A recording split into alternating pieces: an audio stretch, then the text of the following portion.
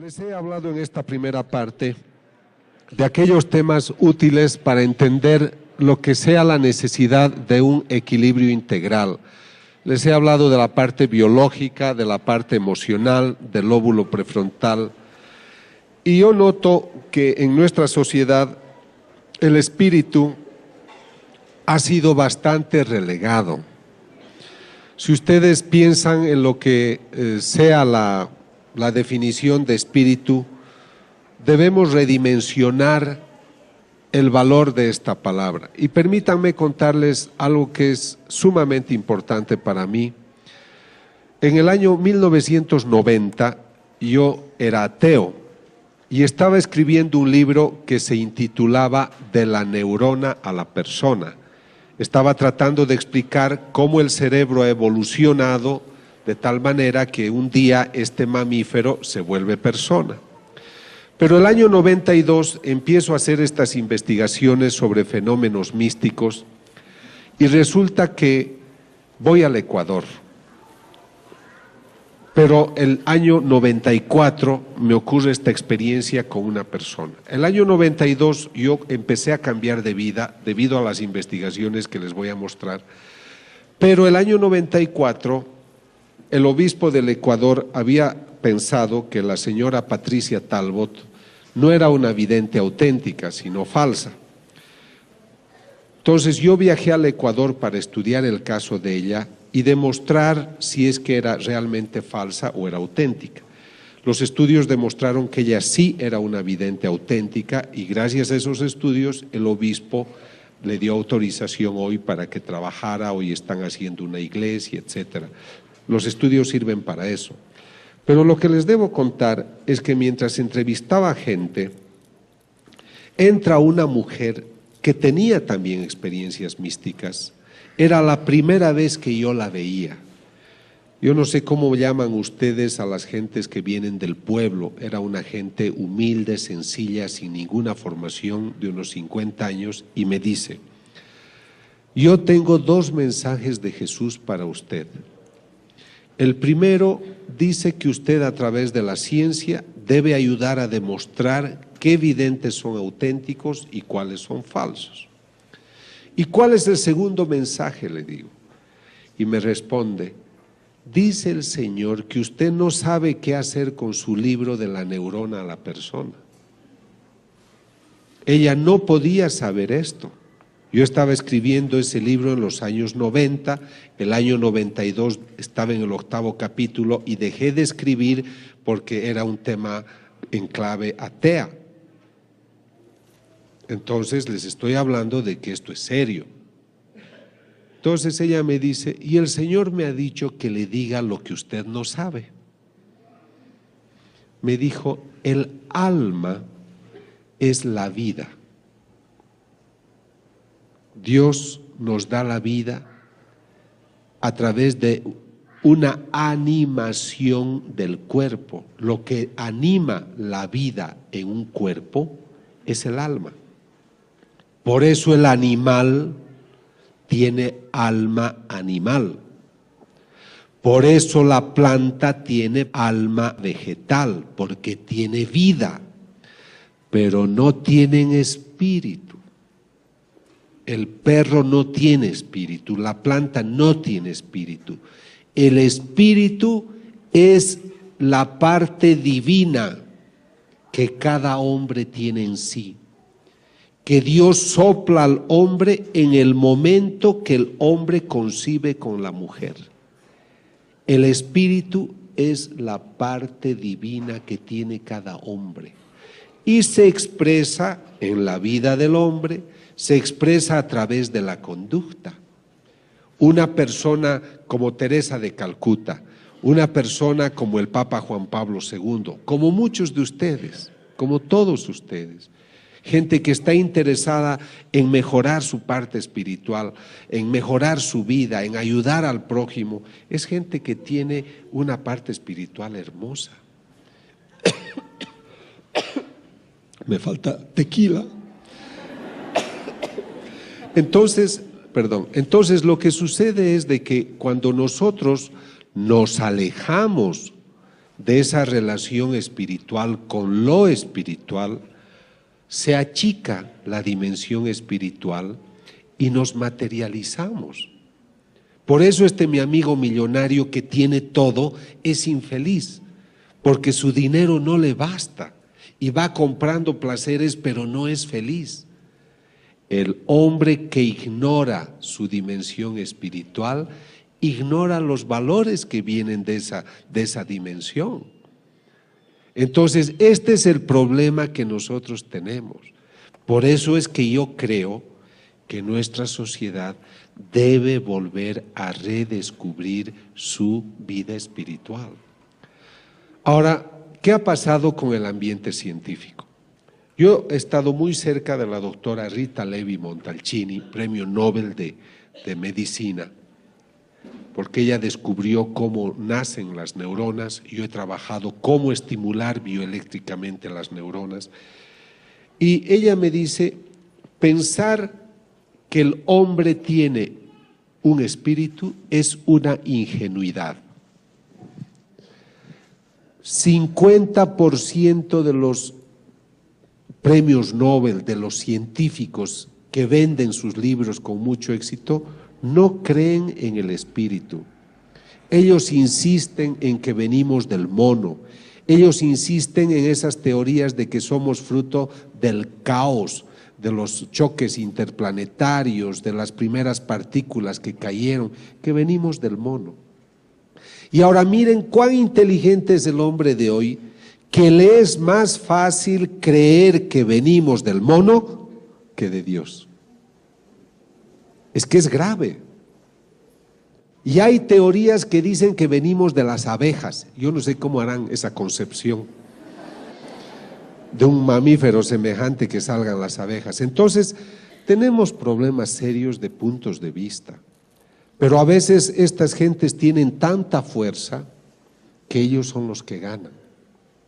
Y nos desconciertan. Y muchos de sus hijos les dicen, mamá, yo no creo porque no puede haber espíritu, porque en los laboratorios no se puede ver y ni tocar ni medir. La gente se ha hecho empirista, quiere ver, tocar y medir para creer. Entonces tú te quedas desesperado, desesperada, porque dices, hijo, ¿cómo te he de demostrar que Dios existe si no lo puedo poner en un laboratorio? Pero Dios es muy Señor, el Señor es muy Señor. Y está preocupado de darte razones, motivos para que creas. Y creo que se sirve de muchas cosas. Y la primera experiencia que yo quiero presentarles es la siguiente. Yo les he dicho que empiezo el año 92 estudiando una imagen de un Cristo, que no es la que ven, es otra, pero ese fue el inicio de otras investigaciones. El año 95 me llaman a una ciudad de Bolivia que se llama Cochabamba, porque esta imagen del Cristo exudaba lágrimas cristalinas y lágrimas de sangre. Cuando yo hago estas investigaciones, me voy delante de la imagen y me quedo horas y horas y horas. Aíslo la habitación, voy con un notario, voy con testigos, filmamos, grabamos y ponemos una máquina a control remoto, de tal manera que durante la noche pueda yo registrar si hay efusiones de lágrimas. Entonces, cuando yo fui a estudiar esta imagen, me di cuenta que en la frente tenía unas costras, o sea, había un proceso que se presenta también en las personas cuando tenemos algunas heridas. Entonces yo le tomé una muestra de costra, eran unas 200 costras en la frente, tomé una al azar y la mandé a analizar a un laboratorio patológico de Australia, en New Wales. Y me dicen, doctor, 2/3 de esa costra son sangre humana, pero 1/3 no. Es algo duro y tiene que llevarlo a usted a otro laboratorista. Llevamos a un laboratorista, a un forense botánico, y nos dice, es la punta de una espina. Y reconocemos sus características por las celdas, por la distribución molecular que tiene. Es una espina propia de un país árido como Israel, como el Asia Menor. Y en Bolivia eso no existe. ¿Cómo es posible que en una estatua de yeso salga sangre, se formen coágulos, se formen costras y dentro de una de ellas haya una espina? Muchas gentes cuando escuchan de esto dicen es que dentro de la imagen hay algún mecanismo que le hace exudar. Yo no estoy usando la palabra llorar, nosotros decimos exuda o tiene efusión de sangre o de lágrima. Entonces hago una tomografía axial computarizada que divide la imagen en 27 partes y dentro está vacía. No hay ningún mecanismo que justifique esta efusión. Pero muchos dicen es el ambiente, es la deshidratación, son los colores, etcétera. Compro otra imagen parecida y durante 2 años la coloco al lado de la que exuda. Jamás esta otra imagen tuvo esos supuestos cambios que eran debidos a los colores o a lo que sea el efecto del ambiente. Esta imagen exuda sangre y lágrimas cristalinas. Tomo una de las lágrimas cristalinas en un tubo de hematocrito, coloco en los tubos de ensayo, se seca la lágrima y quedan cristales de sal. Otra vez, como de una estatua de yeso, se seca el líquido y quedan cristales de sal. Eso no me puedo explicar. Hemos hecho 7 estudios en laboratorios del mundo, desde el año 1995 al 2000. Todos confirman que este es el estudio que se hace, la característica corresponde a genes de un ser humano. O sea, todo ese líquido corresponde a una persona. Ahora comprenderán que esto nosotros llamamos estudios a ciegas. ¿Qué quiere decir? Que yo voy donde esta laboratorista a Nueva Orleans, a una oficina que se llama GenTest, uno de los mayores centros de estudio genético de Norteamérica, y esta doctora es una doctora que no ama para nada a los católicos, ella es de otra religión. Ella no sabe que esto viene de una estatua. Pero este señor que está ahí, Ron Tesoriero, es el australiano abogado que viaja conmigo para autentificar mis investigaciones, y él le dice, esta sangre viene de una estatua. Entonces ella se sorprende y ella dice, esto no puede ser que de una estatua de yeso salga esto. Pero su estudio confirma que esto proviene de una estatua y que es sangre humana. Bueno. ¿Por qué yo hago estas investigaciones? Ahí es donde nace el Grupo Internacional para la Paz. Es un grupo que quiere ayudar a que la gente entienda estos fenómenos. No pedimos dinero a nadie. Es la primera vez que yo estoy vendiendo este libro porque es un libro de ciencia. Los libros que he hecho sobre ciencia y fe se los ha puesto a disposición. Algunos han comprado, otros no. Pero esto no se hace por dinero, ¿comprenden? Es porque cuando uno investiga, uno ama la verdad y hay que hablar de la verdad. He estudiado más de 50 casos y habían 7 falsos. Habían personas que mentían, no veían a Jesús, no veían a María, ellos ponían la sangre a las estatuas. Pero los otros son auténticos. Está también ocurriendo. Entonces acá el obispo dice, arzobispo de Cochabamba autoriza su veneración. Entonces lo que a mí me interesa es que cuando la iglesia quiere dar una opinión, tenga un informe científico, no les cobramos nada, cuesta mucho dinero hacer esta investigación, yo me financio mis cosas, mis amigos cada uno paga lo suyo, porque creemos que tampoco el sacerdote debe ser tan superficial en decir yo no creo en estas cosas, como a veces he encontrado gente muy superficial. Para hablar de estas cosas hay que estar bien informados y yo estoy muy bien informado porque son 12 años que viajo haciendo estas investigaciones. Entonces lo que tratamos es ayudar al discernimiento. Ahora quiero aclarar de que la voz científica no se adelanta a la voz de la iglesia. Nosotros, científicos, ahora católico, me someto a la autoridad de la iglesia. Y yo aconsejo que cuando hay estos temas, ustedes esperen siempre la opinión de la iglesia, porque en nuestros países latinos hay mucha especulación. Doy una charla en Colombia, hay 80 videntes, doy otra charla en España y 90 videntes. O sea, hay que tener cuidado porque también somos muy susceptibles y creemos muchas cosas. Justamente un taxista que me llevaba esta mañana me decía, pero hay también imágenes en los árboles, en los tallos de los árboles, etcétera, en los troncos, y mucha gente cree, comprende, y otros saben manejar muy bien eso. Entonces hay que esperar la opinión científica, pero sobre todo la opinión de la Iglesia. Estos estudios que yo realicé de varias investigaciones de apariciones de la Virgen, exudaciones, estigmatizaciones, llamaron la atención de la Fox, del canal de televisión americano. Entonces mandaron a este señor que se llama Mike Willesee a que me investigue. Ellos estaban preparando una película que se llamaba Estigmata, que es una mala película, pero ellos querían hacerse propaganda y pensaban que mis estudios eran falsos. Entonces mandaron a este señor para que él replique mis investigaciones en mi delante. Entonces ellos fueron a Bolivia, tomaron las muestras del Cristo. Hay una vidente de la que les vamos a hablar que se llama Catalina. Él dijo de que como esa vidente no había sido estudiada, que la traerían a México, al Hospital de Los Ángeles, para que la estudiaran, y que yo podría seguir las investigaciones, pero sin intervenir. Y el día 28 de julio de 1999 me sentarían en un sillón para decirme, yo salgo mejor del lado derecho por si acaso. Entonces, dice que estemos sentados en unas sillas que a través de un satélite nos van a entrevistar directamente desde el laboratorio donde ellos han hecho sus investigaciones para decirlo en público si hemos dicho la verdad o no.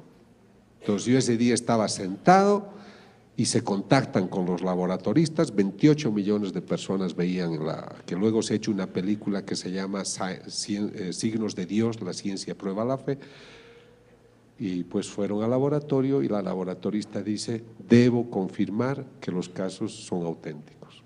Y eso es lo que a mí me ha dado prestigio internacional, porque la Fox no es el Vaticano. Eran unos señores que querían hacer lo suyo, gastaron $2 millones, a mí no me pagaron ni un centavo por si acaso, pero ellos querían ver si esto era verdad o no. Y lo que podía haber sido algo negativo para mí se ha vuelto a favor, porque delante de todo el mundo, esa noche fueron 28 millones, pero luego ha ido a todo el mundo, pues han dicho, esto es verdad. Y entonces eso solamente quiero contarles para que sepan de que yo también, el investigador, he sido investigado.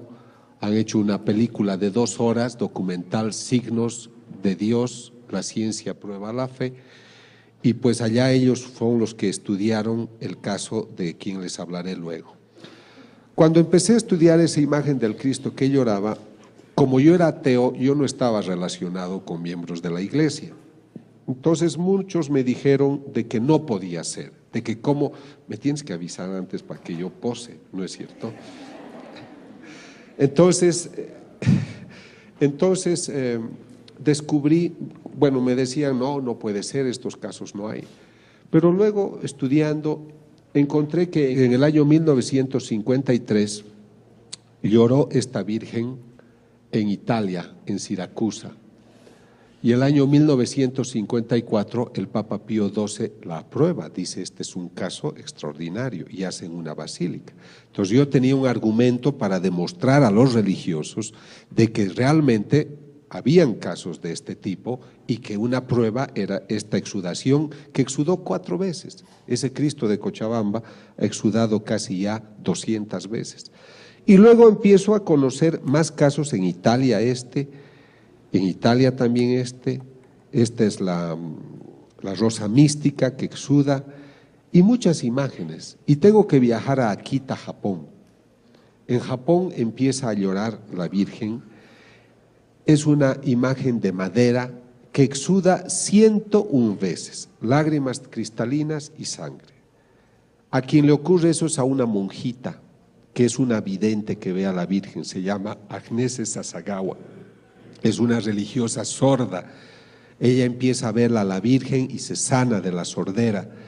Muchos dudan, pero el obispo es un hombre serio, quiere saber todo, hace las investigaciones y el año 1985-90 hace documentos apoyando esta aparición, y el mismo cardenal Ratzinger el año 90 convalida las apariciones de Akita, Japón. Entonces, no es que la Iglesia no se interesa, lo que pasa es que quienes no hablan bien de estos eventos no están bien informados. Luego tengo que viajar a Naju, Corea, donde otra imagen de la Virgen exuda 700 veces lágrimas cristalinas y sangre, como pueden ver acá.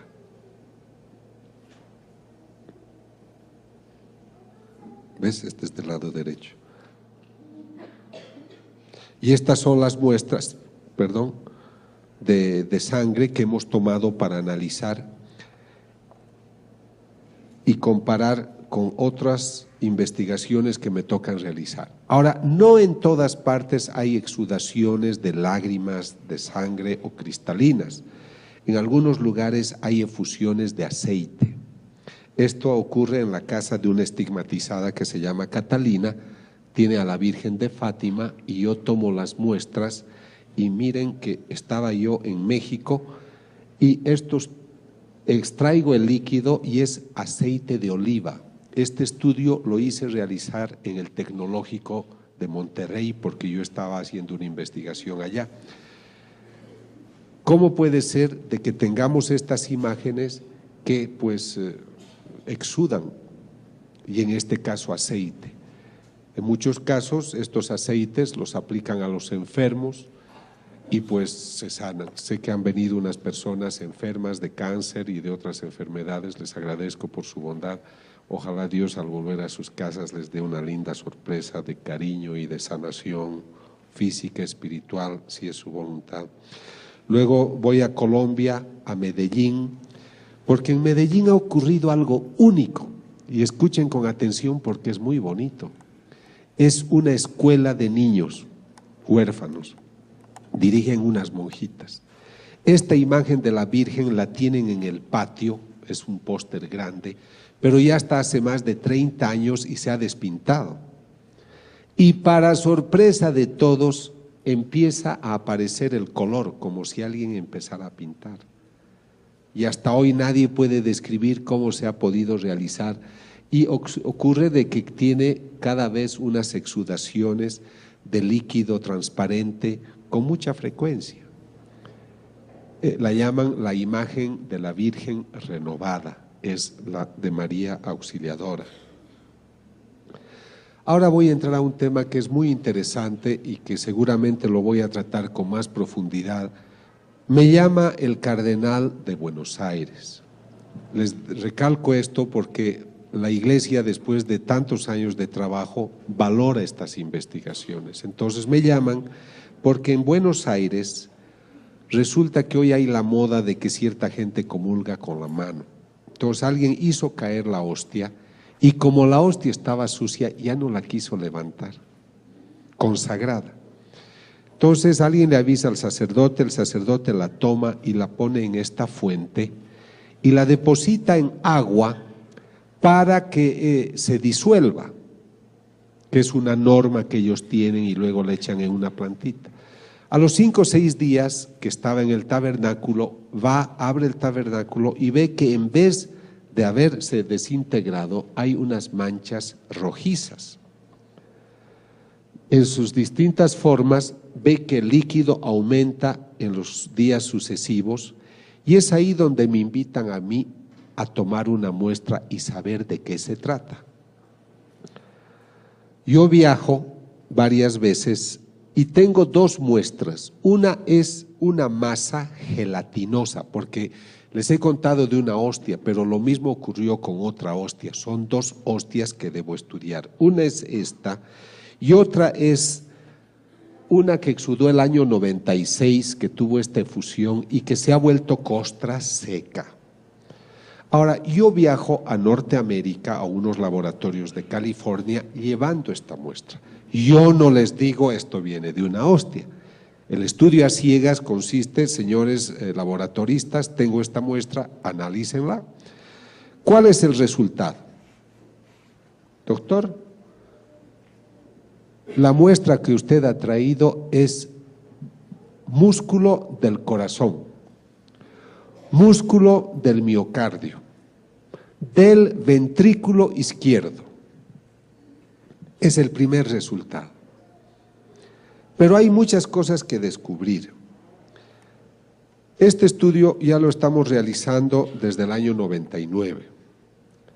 Pero hace un par de meses descubrimos que había un gran experto en cardiología, en patología y en bioquímica. Es el único profesor que ha escrito un libro, Cómo pronosticar de qué ha muerto una persona cuando el corazón ha sido lesionado. Entonces, este profesor es un profesor muy famoso, el profesor Tsugibe. Entonces, se le entregan a él las muestras y él dice, esta persona que tenía este corazón tiene que haber muerto muy maltratada, porque en su corazón hay lesiones que muestran que ha sido muy golpeado. A este hombre lo han torturado. Él no sabe que esto es una hostia. Y luego, ¿qué es lo que sucede? Él dice, pero algo ustedes me tienen que explicar. ¿Cómo es posible que cuando yo estaba estudiando esta muestra, la muestra palpitaba, latía? Así que explíquenme cómo le sacan ustedes el corazón a un muerto y me lo traen vivo hasta mi laboratorio en Nueva York. Profesor Tsugibe, no es lo que usted piensa. Esta es una hostia consagrada que ha empezado a sangrar. Imagínense, él tiene más pelos que yo, casi se los todos.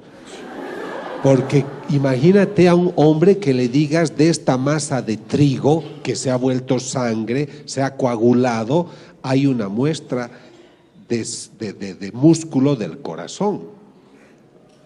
Pero ahí no termina la cosa, porque como él dijo, díganme cómo es posible que esté viva. Les estoy hablando de que esto estoy estudiando desde el 99, son 5 años, amigos, que la muestra está en mi poder. Entonces yo viajo al laboratorio de Buenos Aires hace pocas semanas y busco los documentos de los primeros estudios que se hicieron en Buenos Aires y escribe la laboratorista que ha hecho el primer análisis. Dice, se observan unos líquidos, glóbulos rojos, se observan glóbulos blancos, hemoglobina. Lo que me llama la atención es que las células estén palpitando y que estén latiendo. Pero ya habían pasado varios días.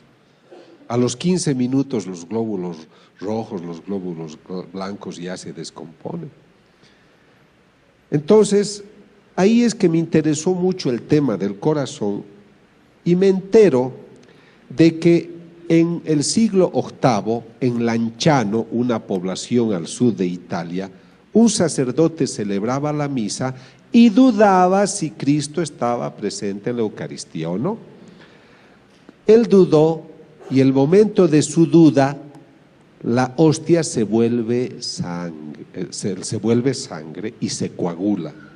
Y se vuelve esta pieza de carne que si ustedes van hoy o viajan después a Lanciano, la pueden ver, veo que algunos ya lo han hecho, pero el vino se vuelve unos grumos que son 5 grumos de sangre, es como un algodoncito de sangre, pero son de distinto tamaño los 5 y cada uno pesa igual. Y ellos, los italianos, la conferencia episcopal, invita en los años 70, esto ha ocurrido en el siglo VIII, repito, pero se conserva. Y entonces invitan a este profesor, que es el profesor Linoli, experto en bioquímica, patólogo, a que haga estudio. Y este doctor nos dice, es músculo del corazón igual que la muestra que ustedes tienen.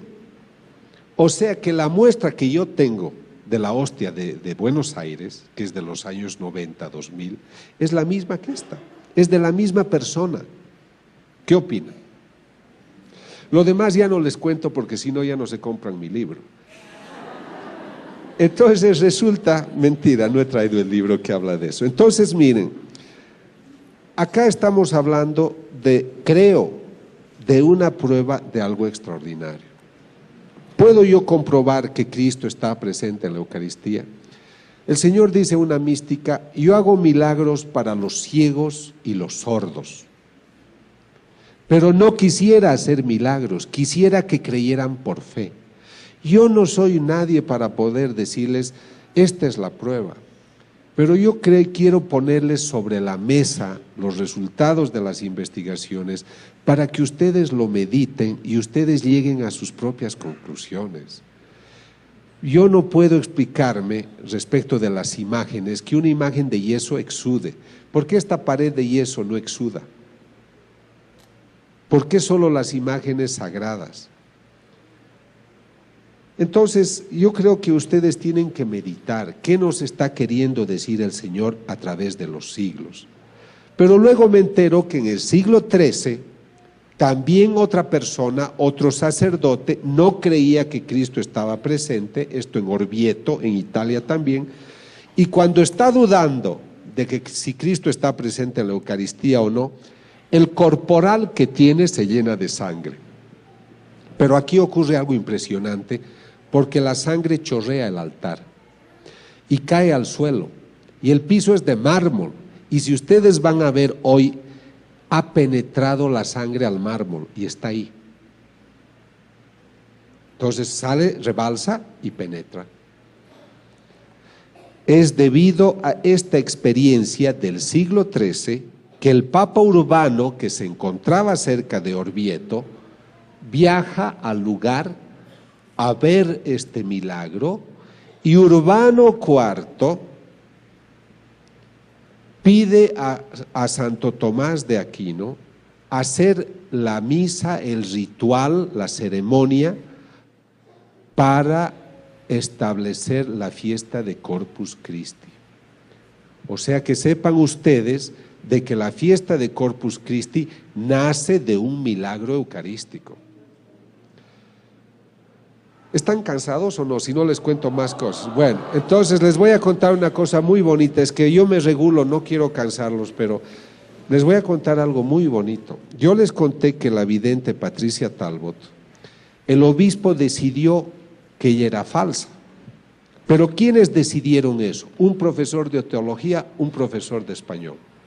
Entonces yo viajé, le dije, obispo, el año 94. Yo le dije con todo respeto, no veo que ustedes, siendo teólogos y siendo profesores de español, decidan si el cerebro de una persona está sano o no. Ustedes no tienen la competencia para eso, pero yo sí. Yo soy experto en esos temas y además traigo mi equipo de expertos. Permítame que estudie el caso de la señora Patricia Talbot. Por suerte fue un buen obispo y me dijo, doctor, le autorizo, reconociendo que él había actuado de otra manera. El día de la investigación, yo no podía estudiar la aparición del Señor, porque ella ya no tenía apariciones, ni del Señor ni de la Virgen. Cuando yo estudio el cerebro de una vidente o de un vidente, su cerebro produce ondas delta, que son unas ondas de 3-4 latidos por segundo, que ningún ser humano produce si está despierto. Solo produces eso si estás en sueño profundo, en anestesia, estás con drogas, pero basta que despiertes y no produces ondas delta.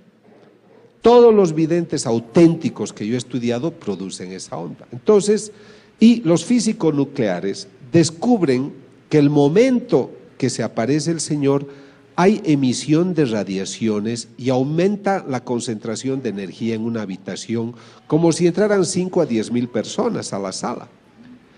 Entonces, como esta persona ya no tenía apariciones, yo no sabía cómo demostrar la parte, digamos, de que ocurría algo extraordinario con ella. Entonces yo le dije a su sacerdote, le dije: Padre Martínez, le pido un favor, prepárela a Patricia para darle la comunión, porque si Cristo está presente en la Eucaristía, yo tengo que obtener en mis equipos los mismos resultados que cuando Cristo se aparece. Esa era mi atrevida hipótesis.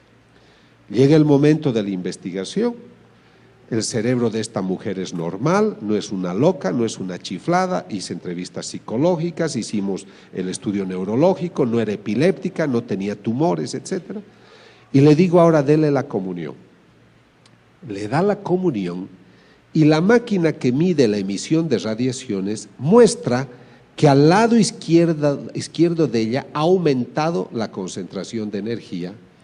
Y el rato que ella comulga, el momento que toca la lengua, el cerebro empieza a producir ondas delta, igual que cuando hay una aparición del Señor.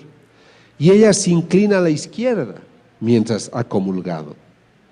Termina la comunión y le digo: Patricia, ¿por qué se ha inclinado a la izquierda? Porque el Señor se apareció, doctor, el Señor estaba acá todo el tiempo. Si ustedes van a un tabernáculo, no van a medir radiaciones. Pero el Señor permitió esa experiencia justamente por esta razón, para darnos pruebas de que algo extraordinario ocurre. Yo les diré, me he dedicado a hacer estas investigaciones, pero también tengo un poco de vergüenza ante Dios, porque cuando investigamos el primer caso de la vidente Nancy Fowler en Norteamérica, ella, el Señor le dice: Why do you test me? ¿Por qué me pruebas? El Señor se apena de que sigamos probando para tener pruebas. Pero también le dice: hija, es que viven en un mundo muy racionalista, ya no son sencillos como palomas, son gente complicada. Les he dado, imagínense, la Virgen tiene, yo era ateo cuando empecé esto, y me dicen: se aparece la Virgen, doctor, en Yugoslavia. Y yo digo: ¿cómo se va a aparecer la Virgen? Tendría que tener 2000 años de edad. ¿Cómo puede vivir alguien 2000 años? Porque yo venía del ateísmo, no entendía. Entonces viajo a hacer mi primera investigación a Estados Unidos. ¿Y qué es lo que encuentro? Ya no me basta que una persona me diga: doctor, yo veo a la Virgen. Durante las apariciones, las nubes forman estas imágenes. Pero no ocurre durante el Mundial de Fútbol ni durante las Olimpiadas. ¿Por qué ocurre en esos lugares? Entonces, tengo una serie de datos que me interesan mostrarles. Tú dices que la ves a la Virgen, sí. Ella es Visca, no es que es Visca, sino se llama Vishka, no, en croato me parece. No, ella dice que ve a la Virgen. Le toman una fotografía y ¿qué ven detrás? Hay un rostro. El momento que se tomó la fotografía no estaba. Entonces, cuando yo estudio un caso, no me basta que me diga yo veo. Yo tengo ayudas de distinto tipo, luego les hablaré la parte científica. Esta Vishka dice: la Virgen me ha dicho que como mañana es Pentecostés, caerán 12 lenguas de fuego como hace 2000 años. Al otro día, 5000 personas se reúnen y pueden ver cómo las 12 lenguas de fuego caen. O sea, aquí es interesante para la investigación de que haya un pronóstico, mañana va a ocurrir. De hecho, cuando yo dudo de algún vidente, lo que hago es pedirle una prueba, le digo: usted dígame qué va a suceder, escoja usted las cosas, que el Señor o la Virgen se lo diga y en base a eso yo me he de comportar, ¿no? Porque tiene que darme una prueba. Yo soy un investigador, no la va a dar a todo el mundo, pero si usted quiere que yo hable al mundo de esto, usted tiene que darme una prueba de que algo especial sucede con usted. Muchos ya no vuelven por eso. Ahora, acá es un crucifijo. Durante las investigaciones es un lugar que se va a rezar y delante aparece esta imagen en una fotografía. La gente puede decir de que es una sobreposición de imágenes, pero es una foto Polaroid, no hay replicación. Y ténganla en cuenta, por lo que van a ver luego, esto es Estados Unidos, lo otro ocurre en Corea. Esto sigue siendo Estados Unidos el 13 de octubre. Por eso cuando yo investigo, leo los mensajes, estudio la vida de la persona, entrevisto psicológicamente o psiquiátricamente lo que hacen, recurro a neurólogos, psiquiatras, físicos nucleares, pero durante la aparición puede suceder de que toda la gente pueda ver algo parecido a esto. Esto ocurre en el Ecuador ante 150,000 personas. El cielo estaba oscuro y el momento de la aparición se despeja y aparece ese perfil. Esto ocurre en Corea, es lo que les decía, este es el altar donde llora la Virgen, se toma una fotografía, pero miren qué ocurre delante, ¿no? Esto ocurre en Colombia, en Ecuador, en Yugoslavia. Durante las apariciones, las nubes forman estas imágenes. Y hay detalles que yo observo, como la mandíbula de la Virgen parece que es muy finita, los que la han visto me dicen eso. En Yugoslavia una persona escucha un sonido, un ruido, siente la necesidad de tomar una foto del árbol y aparece este perfil. Ahora ustedes me dirán, ¿cómo se investiga? ¿Cómo puedo yo decirle a la iglesia, a las autoridades, esta persona ve a la Virgen o no? Mucha gente después de una conferencia me dice que ve a la Virgen. Pueda que muchos vean de verdad, pero eso es para uno. Y en su humildad tienen que guardárselo para sí. Pero hay personas como esta estigmatizada Catalina, que el Señor le dice, según ella, dile al doctor que te ayude. Entonces yo la estudio. Acabo de estudiar un caso hace una semana en el Johns Hopkins Hospital de Baltimore. ¿Por qué he ido a ese famoso hospital? Justamente para convalidar mis investigaciones. He estudiado una vidente norteamericana de 47 años, que es un caso que el obispo ha declarado que es falsa. Entonces yo voy a esos casos para ver si ellos tienen razón o no, o ayudar o solicitar la revisión de su decisión. Yo entrevisto a las personas, debo ver que sean sanas de mente. Hay fanáticas, hay loquitas, hay enfermas, hay gente que exagera y no dicen la verdad. Hay gente que alucina, hay psicóticos, esquizofrénicos. Entonces hay que hacer un estudio para decir esta persona es sana de mente. Luego hay que leer todo lo que escriben y tiene que ser algo perfecto. Por ejemplo, esta Catalina ha escrito casi 17 libros y no hay contradicciones con las enseñanzas de la iglesia. Es una persona que no tiene la formación cultural para darte una cita de 40 citas bíblicas, o que tú estés pensando algo y ella te responda, o ese texto de la misa, o los otros dos que van a poder leer, o los que quieran, pues te están mostrando cosas que ningún ser humano sabe. Yo cuando leo esos libros me sorprendo de la belleza que tratan. Ellos no tienen la formación, entonces veo que algo extraordinario pasa con ellos. Luego estudio con aparatos. Antes de los equipos veo su estilo de vida. Yo viajo de incógnito, les veo cómo viven. Yo he descubierto una vidente falsa en Ecuador, porque yo le decía, ¿y usted cuándo va a misa? Nunca la veo en la iglesia, era un pueblito. Es que yo voy a la misa con mi director espiritual. Le digo, ¿y dónde está su director espiritual? Ha viajado. Pero, ¿y cuándo usted reza? Nunca la veo ir al oratorio. Es que yo rezo en mi cama en la noche, me levanto, hago ayunos, duermo en el suelo. Todo era mentira. Pero recibía dinero y había gente que la buscaba y un sacerdote la apoyaba, ¿comprendes? Pero era todo mentira. Un día fuimos a la misa juntos y hacía calor cerca de Guayaquil. Hacía tanta calor que ella, como le hacía calor, era domingo, se salió de la misa y no escuchó la misa. Ningún domingo, ningún vidente un domingo va a dejar de escuchar una misa, solo porque hace calor. Entonces hay que estudiar también el estilo de vida. Hay tipos que son muy callados, otros que hablan más, pero todos son muy valientes, todos son perseguidos porque les calumnian, les dicen muchas cosas feas, pero son valientes porque perseveran. Los falsos casi siempre vienen y me dicen, yo soy vidente, además el Señor ha dicho que usted es una maravilla, que usted es un santo, que usted es melenudo, que usted tiene una linda cabellera, todo. Yo no les creo, ¿comprende? O sea, me echan muchos piropos. Y en general el Señor no es así. El Señor puede decir, mi hijo me sirve, mi hijo me ayuda, pero no te va a dar tantos piropos, ¿comprendes? En cambio los falsos te dicen, te adulan de muchas maneras.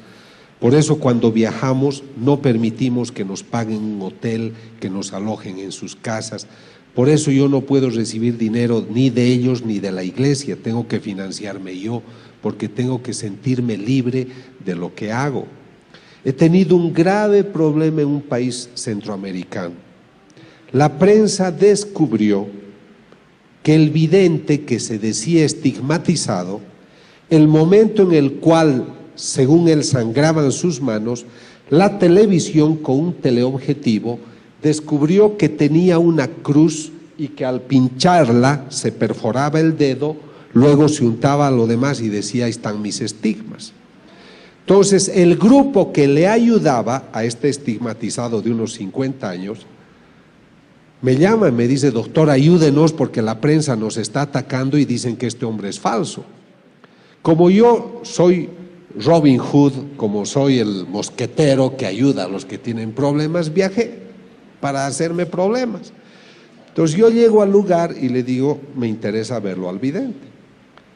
Me llevan a un lugar, el grupo que lo apoya al hombre, que le ha regalado un auto de $50,000, que vive en una linda casa, que el tipo ya no trabaja, vive como un rey el hombre, eso también yo observo, ¿no? Entonces les digo, bueno, aquí estoy, lo entrevisto al hombre, no me dio la impresión que era místico, para nada, pero yo debo tener pruebas, no me debo basar en mi impresión. Entonces les digo, muéstrenme todo el material que tienen de cuando tiene sus estigmas. Y me dicen, doctor, hemos viajado a España, al convento donde está la santa que él representa, porque él habla como mujer y habla de una santa, etcétera. Entonces me muestran las películas donde está sangrando, 5 películas, y descubro en las 5 el momento que se perfora. Entonces yo he ido a ayudarle a descubrir que era falsa la perforación y descubro que otras 5 veces se ha perforado. Y yo le digo al grupo, queridos amigos, lamentablemente no les puedo ayudar porque el Señor realmente tiene la cruz con agujas que Él se perfora. Me querían golpear, me querían sacar por la ventana porque estaban molestos de que yo descubra una falsedad. Entonces, este es un problema. Hay gente que se hace fanática y que cree cualquier cosa. Por eso, no protesten contra la iglesia. Yo sé que a veces algunas autoridades son severas con ciertos videntes auténticos, pero estos están con Dios y al final la luz va a salir. Pero no hay que adelantarse, no hay que faltar al respeto a la decisión de la iglesia. Yo he estudiado 3 casos importantes y maravillosos de videntes que eran auténticos y luego han cambiado de vida y se han vuelto personas desagradables. ¿Qué pasaba si el obispo de ese lugar las habría aprobado? Harían el ridículo ahora. Entonces, por eso la iglesia está protegida por el Espíritu Santo. Y no tenemos que hacer depender nuestra fe de estos eventos. Estos eventos nos están despertando la fe, como ha sido mi caso. A ustedes estoy seguro que ahora van a comulgar con más entusiasmo. Pero no dependamos de la vidente, del vidente. Ellos son unos instrumentos que nos tienen que llevar a las enseñanzas de la iglesia, al dogma. Y entonces vamos a vivir mejor. Yo vivo mejor mis misas gracias a muchas cosas que me han dicho los videntes, pero yo no estoy esperándolo al vidente, lo que me interesa es encontrarme con el Señor en el Santísimo. Entonces tengan presentes, sean prudentes, gocen de estos regalos. Llévense esos libros maravillosos que les van a hablar de un Dios que está hablando al hombre de hoy, porque está preocupado de un hombre que ha erigido otros dioses y se ha olvidado de él. Realmente, para mí, el concepto fundamental de todas estas apariciones es que el Señor se aparece para decirnos que existe y que nosotros nos hemos olvidado de él. Ahora, con esto yo ya termino. Lo que estoy tratando es de investigar todo lo que sea la sangre de la sábana santa, que ustedes saben, se ha dicho que es de la Edad Media, es otro estudio que ha especulado muchísimo y mal, pero yo quiero comparar muestras de esta sangre con las del Cristo, con las de las hostias, y ya estamos obteniendo varias muestras. Ni bien el Vaticano nos dé permiso para investigar la sábana santa, lo vamos a hacer. Ahora, ¿con qué debo concluir? Yo quisiera decirles de que estamos viviendo una época especial. Ustedes se preguntarán, ¿por qué yo viajo por el mundo hablando de estos temas? Yo he escrito mucho y he dictado muchas conferencias, porque siempre me ha interesado que el hombre sepa lo que era el estrés, la depresión, las neurosis, he hecho mucha investigación. Pero yo noto que el hombre de hoy no está bien, no está sano. ¿Cómo puede estar sano el hombre que mata a su mujer, como ocurre en España? Cada semana un hombre, marido o compañero, mata a su mujer. ¿Cómo puede ser sana una nación? En Alemania hay aviones que viajan hasta Filipinas, hasta Bangkok, a hacer sexo con niños, prostitución infantil. Hay 1.200.000 niños prostitutos menores de 12 años. Y eso con la aquiescencia de gobiernos. Es una tradición en Tailandia que ciertos padres de familia tengan 6, 8, 10 hijos para que sean prostitutos desde niños. Entonces, ¿cómo puede ser este hombre inteligente hacer tantas guerras? Desde 1944, 45, 46, que son las épocas de paz después de la Segunda Guerra Mundial, solo han habido en el mundo 6 días de paz, porque en cualquier lugar siempre había una guerra, y hoy hay 10 guerras en distintos lugares del mundo. Hablamos de las más grandes, de las más importantes. El siglo pasado han muerto 100 millones de personas en conflictos bélicos. En los últimos años, del 90 al 2000, han muerto 7 millones de niños por conflictos bélicos. Ahí es que yo pienso que el hombre viene del mono y no de Dios, ¿comprenden? Porque no puede ser que un hombre inteligente sea capaz de estas cosas. Entonces a mí me parece que todo lo que yo les he hablado, lo que trata es de hablarles bien del hombre, de nuestras maravillosas condiciones, pero quisiera invitarlos a redescubrir su dimensión espiritual. Realmente tenemos una dimensión espiritual. Estuve en Panamá hace pocos días y me invitaron a dictar una conferencia junto a una doctora colombiana, una odontóloga. Y esta señora cuenta, ella debe tener unos 40 y tantos años, con las mujeres no se sabe, ¿no? Pero yo calculo gentilmente. Esta señora le ha caído un rayo en Bogotá, la ha destruido, estaba llena de heridas, le ha quemado todas las partes internas, los ovarios, le ha quemado todo. Y esta mujer, durante el momento que le cayó el rayo, muchas cosas, ha visto el purgatorio, ha visto lo que ocurre durante la comunión, durante la misa, durante la Eucaristía, y esa mujer se ha sanado, su cuerpo está regenerado, y pese a que no tenía ninguna capacidad para ser madre, se ha puesto encinta y ha tenido otro hijo. Y ella viaja ahora contando su experiencia, pero ella me cuenta algo que me ha llamado la atención. Los médicos declaran que ella estaba en coma después que le cayó el rayo. Piensen, por favor, si te pasa la corriente en tu casa. ¿Cómo es que te caiga un rayo y te queme todo? Los zapatos están quemados, el cuerpo está quemado, se ve los huesos, porque está todo quemado, chamuscado y es olor a carne. Y esa mujer obviamente no puede estar despierta, está en coma. Pero ¿qué cuenta ella? Que ella se encontraba en Yugoslavia pidiéndole a una señora que rezaba mucho que rezara por su alma. Esta doctora fue la que hizo grandes movimientos en favor del aborto en Colombia, en favor de la eutanasia. Y durante el momento que le cae el rayo, tiene una visión de cómo ella se está por caer al purgatorio. Y una voz le dice, tú mereces irte al último lugar del purgatorio, que es cerca del infierno, y es horroroso, y ve unos monstruos y ve cosas feas. Esto es lo que ella relata, y es una persona seria.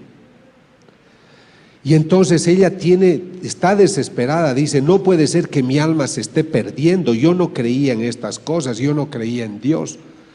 Y el Señor le permite volver a la vida y la cura para que hable de estas cosas. Por eso ella viaja por el mundo hablando de estos temas. ¿Por qué les cuento esto? Porque si ella estaba en coma en Bogotá, ¿cómo es que estaba en Yugoslavia pidiéndole oración y pidiendo oración a otras personas, y ella se veía lo que los médicos estaban haciendo con ella? Para mí este es un caso interesante porque demuestra que tenemos un espíritu, que es el que se estaba moviendo para pedir oraciones. Por eso hacen bien ustedes cuando hacen oraciones de reparación. Me da pena que hayan personas enfermas, pero benditas las personas enfermas, porque a través de ellos el Señor salva a mucha gente. Entonces esta mujer ha tenido una experiencia extraordinaria, y les voy a contar otra que a mí me consta más. Yo estoy trabajando para que la gente redescubra el espíritu. Entonces un día en Londres, un automóvil atropella a un señor. Escuchen esto porque es muy interesante. Este señor tiene unos 60 años, lo atropella el auto, está de muerte, lo meten de emergencia y el tipo muere. Entonces lo bajan a una sección donde está el tanatorio, y de repente el hombre empieza a gritar y dice, sáquenme de aquí, socorro, ayuda, etcétera, y el tipo está vivo. Entonces, cuando todos se sorprenden, dicen, pero ¿cómo usted está vivo si estaba muerto? Le hemos hecho todos los controles. No sé, dicen, lo que pasa es de que yo quiero que traigan al cirujano que me ha salvado la vida, a este pelirrojo. Al pelirrojo, sí, le dice, es el cirujano que te ha curado. Bueno, que venga. Y quiero agradecerle a esa enfermera gordita que corría por todas partes buscando todo para poder ayudarme. Yo quiero agradecerles a los dos. Y los médicos se miran la cara sorprendidos porque dicen, ¿cómo es posible que este hombre haya podido ver y me hable del pelirrojo y de la gorda? Porque él era ciego de nacimiento. ¿Se dan cuenta? Entonces este hombre estaba viendo con su otra naturaleza, que es la dimensión espiritual. Yo voy a hablar el próximo sábado, y no lleven sus celulares por si acaso, en la Universidad Interamericana, Intercontinental. Quisiera que inviten a otra gente, porque yo creo que esta es una oportunidad para reflexionar sobre estos temas. Yo les quiero decir, a mí nadie me paga por hacer estas cosas.